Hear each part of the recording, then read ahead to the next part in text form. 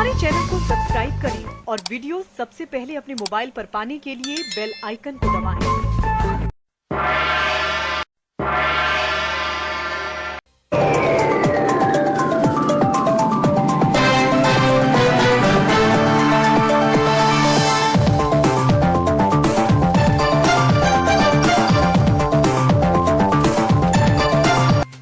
मुद्दा क्या है?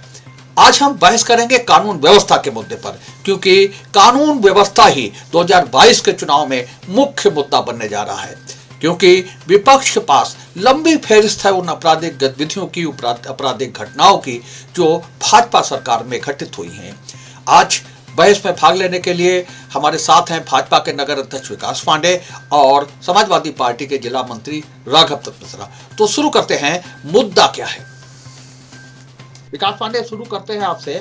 आपकी जो सरकार है उस पर बराबर ये हमले होते रहे पूरे 5 साल। खासतौर से महिलाओं के अपराधों को लेकर के बार बार आवाजें उठी और घटनाएं भी होती रही। ये है, और जैसा कि बार बार हाथरस कांड का जिक्र होता है, हाथरस कांड का जिक्र हुआ है, फर्रुखाबाद में भी तमाम सी घटनाएं हैं जिनको लेकर के समाजवादी पार्टी ने समय समय पर प्रदर्शन किए, धरने किए और ज्ञापन दिए। चल करके मैं कहता हूं उत्तर प्रदेश दुनिया का छठा सबसे बड़ा देश है। छठा सबसे बड़ा देश जब मैं कहता हूं तो उत्तर प्रदेश की जनसंख्या 25 करोड़ की जनसंख्या सबसे बड़ा सवाल खड़ा करती है। अगर ये जनसंख्या कहीं चुनौती बनती है तो ये हमारे लिए अपार अवसर भी लेके आती है, और उन अवसरों में से चुनौतियों से आगे निकलते हुए यूपी की छवि को पूरे देश में ही नहीं पूरे विश्व में अलग पहचान दिलाने की कोशिश अगर किसी ने की है, योगी आदित्यनाथ जी ने की है। इस उत्तर प्रदेश में पहले आपने देखा होगा किस तरीके से सरकारें चली हैं। मैं बहुत हद तक उन विषयों पे नहीं जाऊंगा क्योंकि मेरा मोटा विषय ये रहेगा कि मुझे अपने काम बताने हैं, मैं अपने कामों को बताने का प्रयास करूंगा। जब 2017 में उत्तर प्रदेश की सत्ता योगी जी ने संभाली तब उत्तर प्रदेश महिलाओं के अपराधों में नंबर 1 था। ये मैं नहीं कर रहा हूँ, NCRB के आंकड़े कहते हैं, ये मैं नहीं कहता हूँ। उत्तर प्रदेश योगी जी ने हर थाने में महिला हेल्प डेस्क की स्थापना की।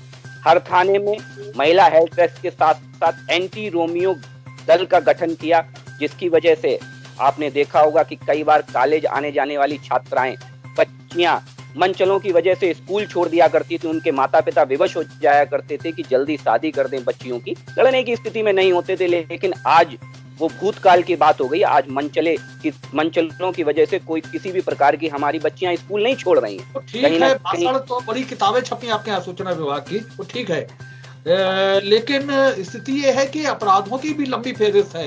राघव दत्त मिश्रा, बताइए क्या क्या अपराधों की क्या स्थिति है?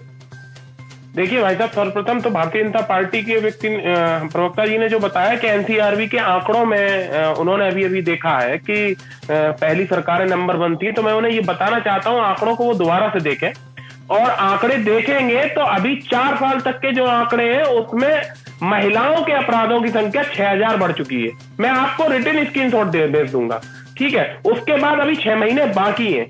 मैं बात नहीं करूंगा उस विषय में कि हाथरस के महिला कांड की विषय में, क्योंकि वो विषय सबको मालूम है, उसमें क्या क्या हुआ सबको मालूम है। FIR देरी से हुई हाथरस कांड में, गैंग रेप की धारा नहीं लगाई गई, समय पे पोस्टमार्टम नहीं किया। जब वो कन्या मतलब दलित और पीड़ित कन्या, दलित कन्या हत्या मतलब उसके साथ रेप हुआ था, उस समय उसने बयान दिया था कि मेरे साथ रेप हुआ। वो मतलब मरने से पहले उसने बयान दिया रेप हुआ, लेकिन पुलिस ने रेप की धारा नहीं लगाई। आप समझिए। फिर जब उसकी तबीयत बहुत खराब हुई थी तो उसे एम्स ले जाने की बजाय सफदरजंग अस्पताल में भर्ती कराया, तो सरकार की मंशा तो वहीं से पता लग गई थी। फिर उसके बाद पूरे गांव को उन्होंने पुलिस ने घेर लिया, बंद कर लिया, और परिवार की बिना अनुमति के उसके परिवार का दाह संस्कार किस तरीके से किया वो सबको मालूम है। ADG पुलिस ने भी ये बात कही कि गैंगरेप नहीं हुआ है। जब पीड़ित कह रहा है मेरे साथ गैंगरेप हुआ है, पोस्टमार्टम आप नहीं कर रहे हो, आप कोई चीज नहीं कर रहे हो, सब चीजों में देरी कर रहे हो, तो इसमें कौन आता है? ब्राह्मणों की हत्याओं पर भी हम बात नहीं करेंगे, विकास दुबे की भी बात नहीं करेंगे। लेकिन हम आपसे ये पूछना चाहते हैं कि अगर उत्तर प्रदेश का शासक, अगर उत्तर प्रदेश का मुख्यमंत्री बाबा जी हैं, अगर बाबा होने के नाते किसी व्यक्ति की कोई कास्ट नहीं होती, तो मैं पूछना चाहता हूं कि 45 से अधिक SP और DM उत्तर प्रदेश में उनकी जाति के कैसे सेट है? यहाँ जातवादी राज। चलिए बताइए। मुझे लगता है कि आंकड़ों को दोबारा देखने की आवश्यकता है। मैं आपको दिखाई देता हूँ आंकड़े। मुझे आप मुझे इस बात का जवाब दीजिए महोदय कि 40-45 डीएम और एसपी उत्तर प्रदेश में केवल मुख्यमंत्री की कास्ट के कैसे हैं, आप ये बताइए। चलिए सुनिए जवाब। जब एक पे एक चीजें हो रही हैं तो मुझे लगता है डिबेट उसी हिसाब से हो तो बेहतर रहेगा। ठीक, जहां तक आंकड़ों की बात की और एक वर्ग विशेष की बात की, तो मुझे लगता है कि जिनके शासनकाल में सिपाही से लेके डीआईजी और आईजी तक एक ही वर्ग के होते थे, उनके मुंह से ऐसी बातें शोभा नहीं देती हैं। तो आप हम पे उंगली उठा रहे हैं या ये बता रहे हैं कि आपने जो किया वो हम कर रहे हैं? मत बोलिए, बीच में मत बोलिए, बीच में मत। आप उत्तर कर रहे हैं कि प्रत्युत्तर कर रहे हैं? प्रवक्ता महोदय, तर्क और कुतर्क में बहुत ज्यादा फर्क नहीं होता है। जो आरोप आपने लगाए उसका जवाब सुन लीजिए पहले, एक मिनट। हाँ, तो वही चीज है ना, जब एक पे एक डिबेट हो रही है तो उससे थोड़ा सा संयमित रखा जाए। दूसरी चीज, मैं आंकड़ों की भाषा में ही इन्हें जवाब देता हूँ। 2016 में उत्तर प्रदेश में 4889 हत्याएं हुई थी और 2020 में 3468।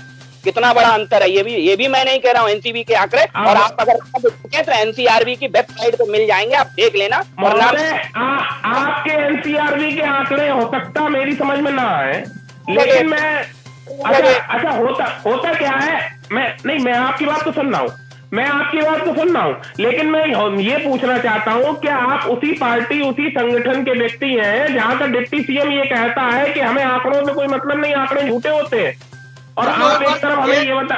भैया एक बार जवाब सुन लो, एक बार जवाब सुन लीजिए। हाँ डिबेट हो रही है मेरे भाई, तो थोड़ा उस तरीके से डिबेट कर लें तो जनता को भी समझ में आएगा। बोलिए। हाँ जवाब दीजिए। हाँ, दूसरी चीज, बलात्कार के मामले 2016 में 4816 हुए थे और माननीय योगी जी की सरकार आने के बाद 2020 में 2317 हुए हैं।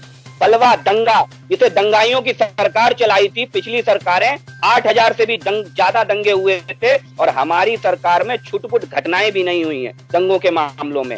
लूट की 4500 से ज्यादा वारदातें हुई थी, 2020 में 1300 से भी कम वारदातें हुई हैं। डकैती की 284 वारदातें एनसीआरबी ने 2016 में दर्ज की थी और माननीय योगी जी की सरकार में केवल 85 डकैती की वारदातें हुई हैं। हाँ, हम ये मानते हैं कि अपराध कहीं ना कहीं भारतीय जनता पार्टी की सरकार से जैसी उम्मीदें रहती हैं कि बिल्कुल साफ स्वच्छ सभी, हमने उस पे काम करने का प्रयास किया। अगर काम करने का प्रयास नहीं किया होता तो ये आंकड़े गवाही दे रहे हैं कि हर स्तर पर हो सकता है, कहीं हो सकता है कहीं। आंकड़ों से संतुष्ट है क्या?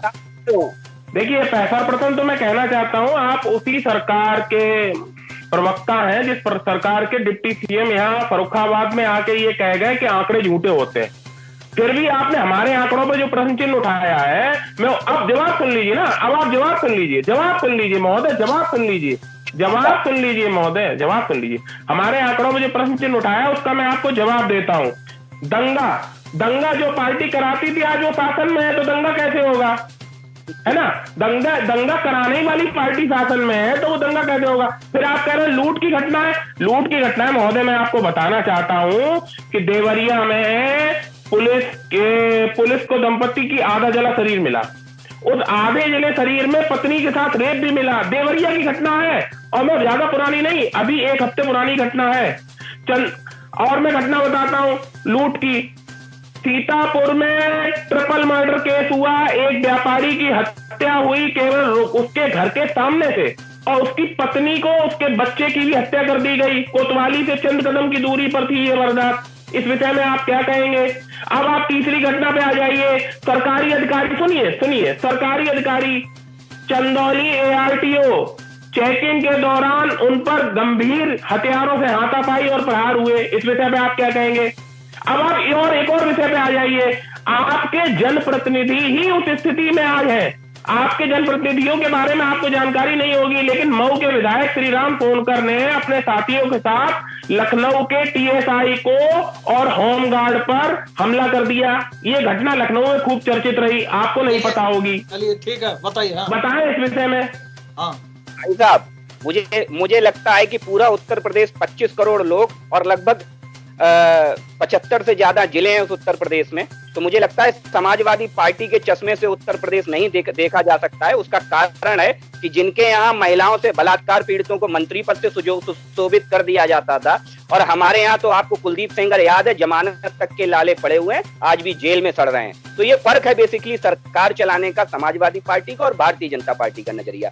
तो उन्हें नहीं दिखेगा, कारण ये है कि वो तो हमेशा से ही अपनी एक अलग परिपाटी से रहते हैं। वरना आपको याद होगा कि डीआईजी से कैसे बात करते थे आपके मुखिया, एक डीआईजी से कहते थे इतने जूते मारेंगे कि ठीक हो जाओगे। ये स्तर था आपके यहाँ। मेरे प्रश्नों का ये उत्तर नहीं है। अब सुनिए ना, ये मेरे सवाल का भी उत्तर नहीं हुआ। मैंने भी एनसीआरबी के आंकड़े आप मुझे जो बता रहे हैं ना, आप मुझे जो बता रहे हैं, तो सुन लो मेरे भाई, आंकड़े देता हूँ, आप परेशान बिल्कुल ना होइए। आप मुझे जो बता रहे हैं आप भूल गए। आप सत्ता के लोभ में, अभी सत्ता के लोग, महोदय सुनिए ना मेरी बात को, सुनिए तो। आप सत्ता के लोभ में अभी आपने पंचायत चुनाव, ब्लॉक प्रमुखी के चुनाव में महिलाओं की, स्त्रियों की साड़ियां खींच ली, पर्चे छीन लिए। वो भारतीय जनता पार्टी महिलाओं के सम्मान की बात करती है। वो भारतीय जनता पार्टी भगवान श्री राम की पार्टी अपने आप को कहती है। आप यही भगवान श्री राम के आदर्श से महिलाओं का कितना सम्मान आपने किया। पर्चे भरने की नौबत नहीं आती थी समाजवादी पार्टी में। आपने पर्चे भरने की नौबत नहीं रखी। अरे मेरे भाई सुनिए, अभी आपने एक दंगा के ऊपर एक सवाल प्रश्न उठाया। मेरा एक सवाल है समाजवादी पार्टी के साथियों से कि वो चुनाव लड़ना बंद कर दें, क्योंकि जब सरकार को नहीं आता है, क्या इस दिन के लिए आके बैठते हैं, कहते हैं कि साहब भारतीय जनता पार्टी में आ गई है, इसलिए साहब अब दंगे नहीं। तो यानी कि आप चलाने को आपके अंदर सरकार चलाने की काबिलियत नहीं थी, आप सरकार चला ही नहीं पा रहे थे। जब आपको ये पता था कि हम दंगे करा रहे थे तो हमारे नेताओं को जेल भेज देते आप। जैसे बात ये है, समाजवादी पार्टी कभी लाशों पर राजनीति नहीं करती। समाजवादी पार्टी कभी हिंदू मुस्लिम की राजनीति नहीं करती। समाजवादी पार्टी हमेशा विकास की राजनीति करती है। आपके मुख्यमंत्री उस पार्टी से निकले हुए मुख्यमंत्री हैं जिसका प्रधानमंत्री बनने के लिए पुलवामा पर अटैक करवा देता है, और आज दिन तक उस 40 जवान शहीदों की आत्मा को शांति तक नहीं मिली है, और ये भी नहीं पता लगा कि वो 40 जवान कैसे मरे थे, किसी संगठन में उसकी। सुनते चलिए। हाँ, होती चले। मुझे लग रहा है कि छोटी सी चीजें हैं कि हम तो उस सरकार की नुमाइंदगे हैं कि जहां 40 जवान शहीद करने वालों के घर में घुस के हम लोग गोलियां चलाते हैं। और महोदय आपको जानकारी नहीं है, आपको पता ही नहीं। वो आज दिन तक 40 जवान पुलवामा अटैक में शहीद हुए, वो मामला नहीं खुला।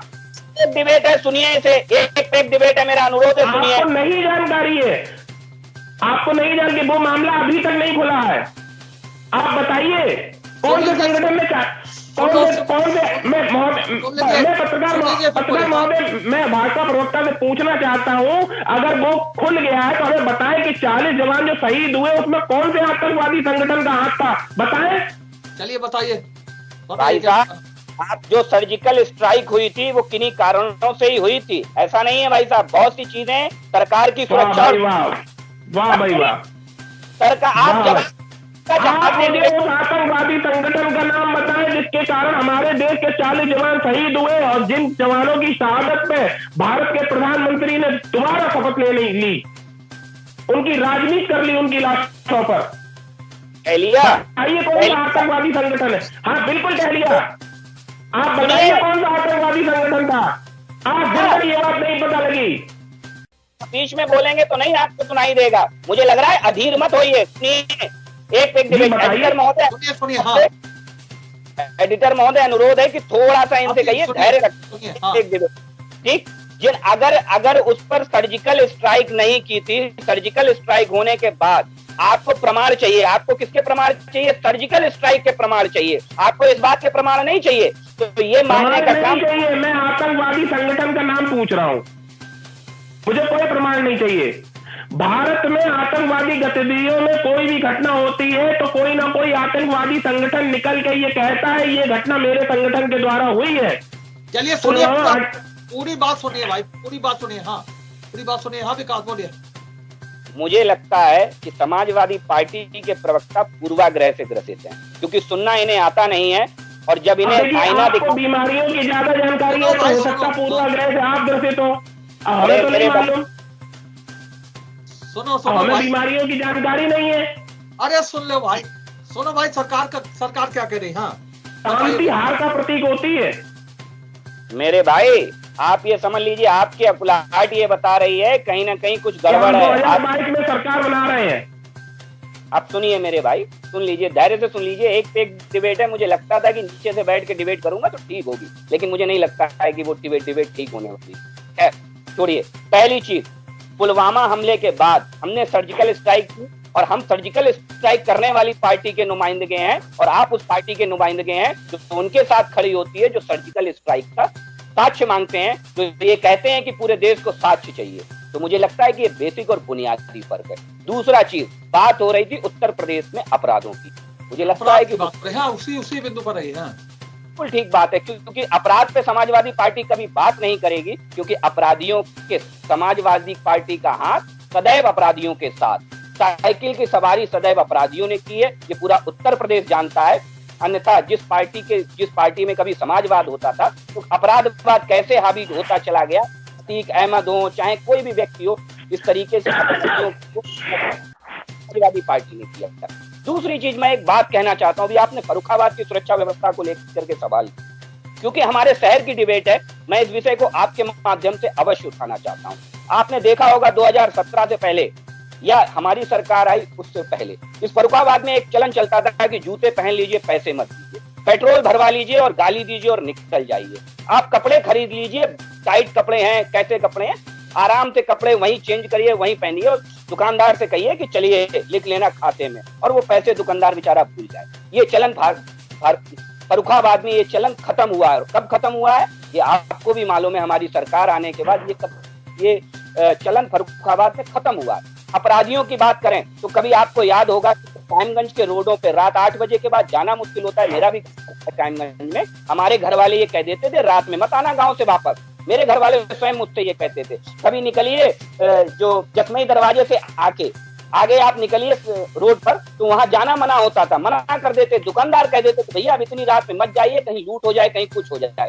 आज इस तरीके की वारदातें भविष्य की बातें हो गई थी। तो मुझे लगता है समाजवादी पार्टी को पीड़ा इसी बात की है कि वो इसको उत्तर प्रदेश से किस मुंह से माफी मांगे कि उन्होंने ऐसी सरकारें चलाई हैं कि जहां उत्तर प्रदेश में दंगे होते थे, हर थाना गिरमी रख दिया जाता था, थानेदार सुनता नहीं था, रोडों पे रोल ढोलटा डकैतियां होती थी, और उनका हिस्सा उनके हिस्सेदारों तक पहुंचता था।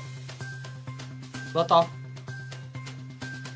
बोलिए। मैं सर्वप्रथम भारतीय जनता पार्टी के प्रवक्ता महोदय की बात से ही शुरू करूंगा। जैसा कि उन्होंने बताया कि फर्रुखाबाद में जूते पहन लिए जाते थे, कपड़े पहन लिए जाते थे, चेनें पहन ली जाती थी, और उनके पैसे नहीं दिए जाते थे। मैं पूछना चाहता हूँ, ये सब जब होता था तो वो किस पार्टी के कार्यकर्ता ये सब करते थे? आप बताइए ना। इस विषय में भी जानकारी देने की कृपा करें। उन व्यापारियों को लूटने वाले लोग, बोलने दीजिए ना महोदय, मैं बोल रहा हूँ ना, मुझे बोलने दीजिए, मुझे अपनी बात रखने दीजिए। मुझे मालूम है आप बहुत ज्ञानी है, लेकिन अच्छा वक्ता वही होता है जो अच्छा श्रोता भी होता है। मैं पूछना चाहता हूँ वो किस पार्टी के लोग हुआ करते थे जो ऐसी घटनाएं किया करते थे?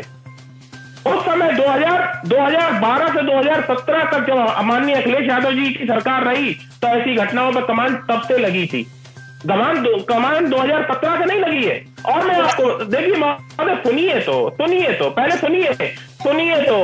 सुनिए तो मेरे भाई, सुनिए तो भैया सुनिए। अरे तो आपकी आवाज ही नहीं आ रही है, आपकी आवाज नहीं आ रही है। अच्छा, दूसरी बात मैं कहना चाहता हूँ, वो एक विशेष भाषण नहीं, वो बोलने ही नहीं दे रहे।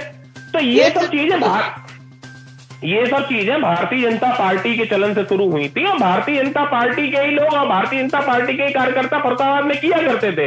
अब फर्रुखाबाद की स्थिति की मैं बात करूं तो आज एक समाजवादी पार्टी के नेता के ऊपर गोली चला दी गई।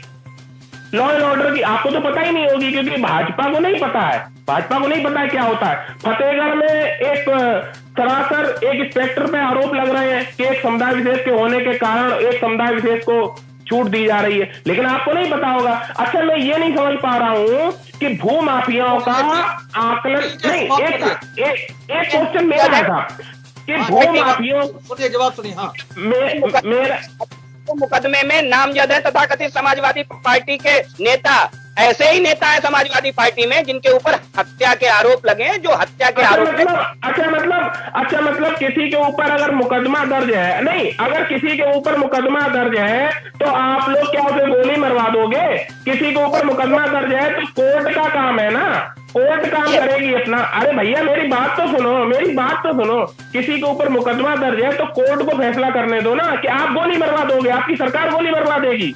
भाई आप भूमाफिया का आपके अंदर पैरा, मेरी बात सुनिए ना, जवाब भी सुनो। आपने उनका स्टेटमेंट पढ़ा, वो उनकी व्यक्तिगत लड़ाई और रंजिश है, और बहुत पुरानी रंजिश है उनकी, अभी से नहीं है। पहले तो आप समझने का प्रयास करिए। व्यक्तिगत लड़ाई नहीं होता है कुछ भी, व्यक्तिगत कुछ नहीं होता, तो वो मर्डर की अच्छा जो मतलब गोली लगेगी ये व्यक्तिगत हो जाएगी, लॉ एंड ऑर्डर में कोई कमी नहीं आएगी, गोली लगेगी ये व्यक्तिगत हो जाएगी, गोली लगना व्यक्तिगत हो गया। लेकिन उसके बाद हुआ क्या, ये भी तो देखिए, आपकी तरह संरक्षण नहीं दे दिया जाता। हमें संरक्षण दे, अरे फिर आप वही बात कर रहे हैं, दिया जाता।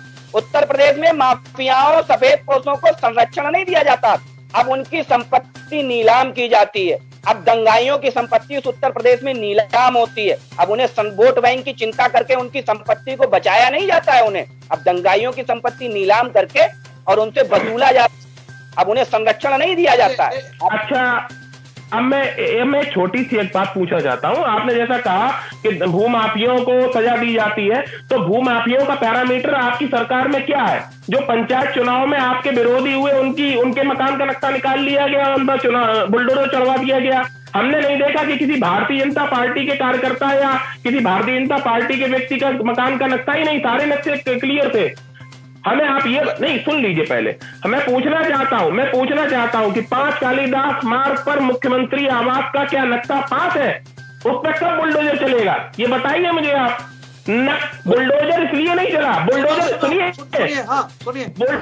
बुलडोजर सवाल किया है तो सुनिए और धैर्य से सुनिए। जैसे आपने ही कहा श्रोता सुनने वाला ज्यादा अच्छा होता है, तो मुझे लगता है आप पहले उसका खुद अनुसरण करेंगे।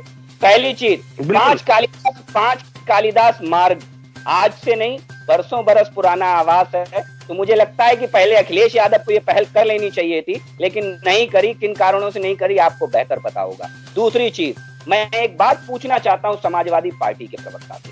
अगर उत्तर प्रदेश की बात जब आती है, तो जब अपराधों के ऊपर समाजवादी पार्टी इतना बिलबिला, आखिर ऐसी कौन सी दुखती रह गई जो समाजवादी पार्टी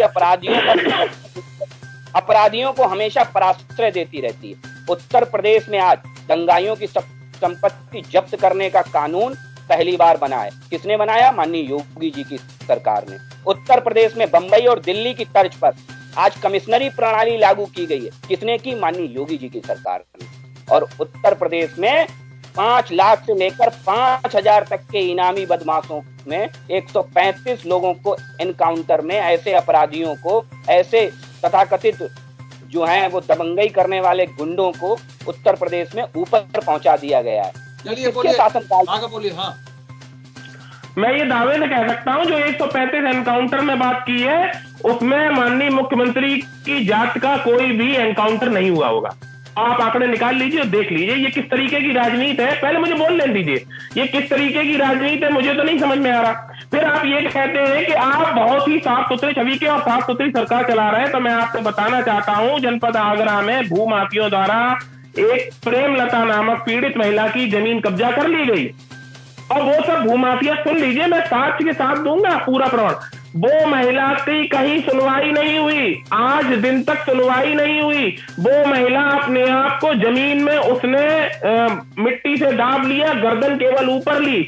मीडिया में पूरी बात कही, अधिकारियों ने उसे समझा बुझा के बाहर निकाल लिया, और आज भी उसकी कोई नहीं सुन रहा, क्योंकि उसकी जमीन पे कब्जा करने वाले भूमाफिया भारतीय जनता पार्टी के भूमाफिया है। तो आपकी सरकार में भूमाफियों का पैरामीटर सरकार से है, ये मैं आपको बताना चाहता हूँ, आपको नहीं पता है।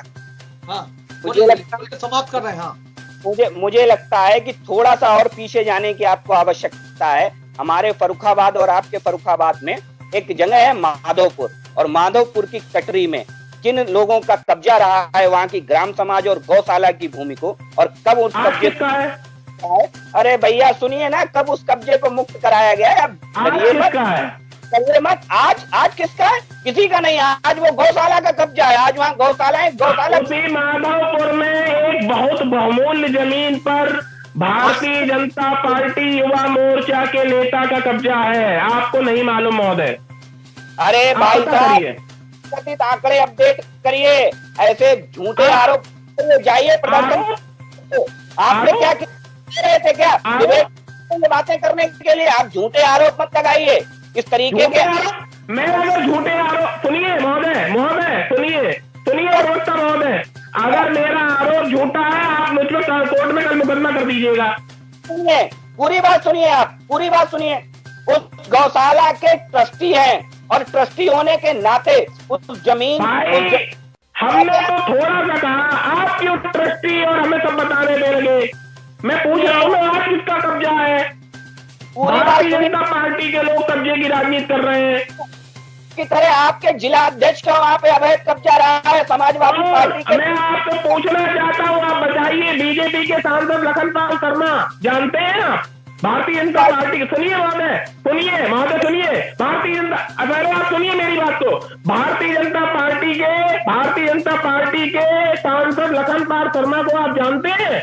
खूब जानते होंगे। भारतीय जनता पार्टी के लखनपाल शर्मा एसएसपी लव कुमार के सरकारी आवास में घुसते हैं और कानून को हाथ में लेते हैं। ये है समाज भारतीय जनता पार्टी के जनप्रतिनिधियों का खेल। भैया आप सुनिए, आज की इस चर्चा को यहीं पर विराम दे रहे हैं। कुल मिलाकर स्थिति यह है कि कानून व्यवस्था की स्थिति, बढ़ते अपराधों का ग्राफ और उस पर सरकार की सफाई, ये मुख्य मुद्दा बनने वाला है इस चुनाव में जो 2022 का रण है, जिसके लिए तैयारियां शुरू हो गई हैं 6 महीने पहले से। और कोई पार्टी, खासतौर से भारतीय जनता पार्टी और समाजवादी पार्टी, इस महासमर में कोई कसर नहीं छोड़ना चाहती। तो कुल मिलाकर के स्थिति ये है कि अपराधों का बढ़ता ग्राफ, जो स्थिति है कानून व्यवस्था की, वो एक बड़ा मुद्दा बनने वाला है। हम अपनी इस चर्चा को जारी रखेंगे। मुद्दा क्या है इस विषय पर आज की इस चर्चा को यहीं विराम दे रहे हैं। आज की चर्चा में भाग लेने के लिए विकास पांडे का और राघव दत्त मिश्रा का बहुत बहुत धन्यवाद। हम फिर किसी मुद्दे पर चर्चा करेंगे, फिर मिलेंगे इसी समय इसी चैनल पर। तब तक के लिए इजाजत दीजिए। शुभ रात्रि। उम्मीद है आपको हमारा ये वीडियो, ये खबर पसंद आई होगी। आप इसे लाइक करिए, अपने दोस्तों के साथ शेयर करिए और हमारे चैनल को सब्सक्राइब करिए। साथ ही पास में बना घंटी वाला आइकन जरूर दबा दीजिए ताकि आप हमारी नई खबरों से निरंतर अपडेट होते रहें। यही निवेदन आपसे है।